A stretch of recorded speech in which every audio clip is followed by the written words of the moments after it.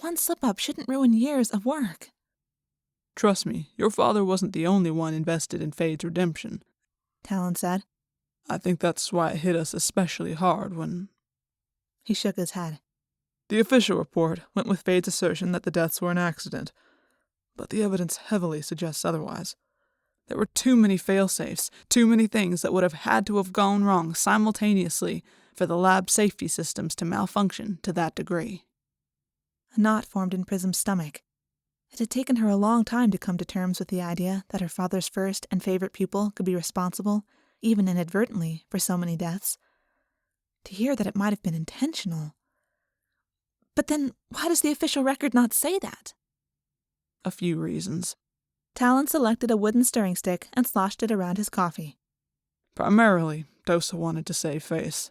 The public and the press demanded justice. A lot of high-level people feared for their careers. Getting the public to accept a watered-down version of the truth made it easier to handle. Secondly, executing Sables is problematic. Too many of them are too hard to kill. Cosmic is nearly indestructible. Fade might be easier than someone like her to deal with, but still difficult to dispose of. Lethal injection isn't quick enough to make up for his healing factor. His ability to shift out of solid form means that a firing squad is out of the question.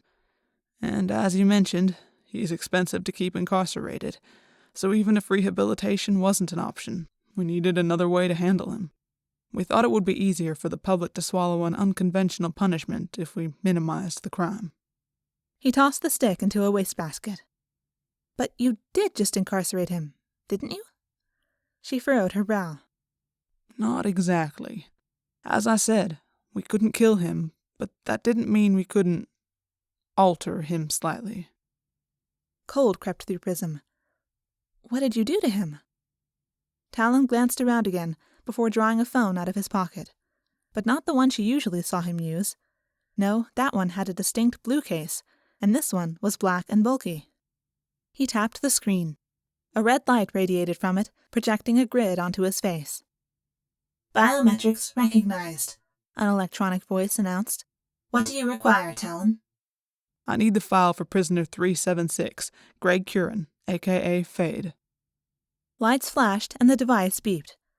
Talon started to pass the phone to Prism, but drew back when she reached for it. He held up a warning finger. This doesn't leave Dosa. I'm violating protocol to show you it at all. I promise I won't say anything. The phone felt strangely heavy in her hand. Her gaze flicked over the lines of text. Memory erasure. Neural pathways rewritten. Her breath abandoned her chest. You erased his memories? All of them? That's complicated. Talon took his phone back. The procedure was very targeted. We focused on allowing him to retain memories that are functionally necessary, while erasing experiences. Essentially, everything that led him to the point where he made that choice. He took a long drink of coffee. Call it the ultimate test of nature versus nurture.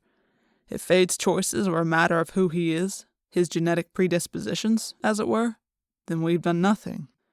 But if they were the direct result of his upbringing, which admittedly was not ideal, and other circumstance he met along the way, then he's cured. He's no longer the product of those things, but a clean slate we can do with as we please. Perfect for re-education. That sounds a little bit like a villain's manifesto.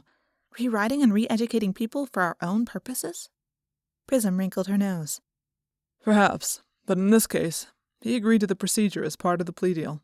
Otherwise, it would have gone to trial, and even with the difficulty of executing a Sable, the prosecution would have pushed for the death penalty. Pain rippled Talon's face. 30 lives lost meant there were a lot of heartbroken survivors out for blood. The room fell silent, other than the sputtering from the now mostly empty coffee pot. Prism regretted the tiny sip of coffee she had taken. It felt like it would eat its way through her roiling stomach. Or maybe that was her own nerves. She had worked so hard to convince herself that working with Fade, bringing him back into the fold, was the right thing to do, the way to honor her father. Now, not only was she possibly wrong about the sort of man Fade was, but that man might not even exist anymore. Rewritten, re-educated, remade.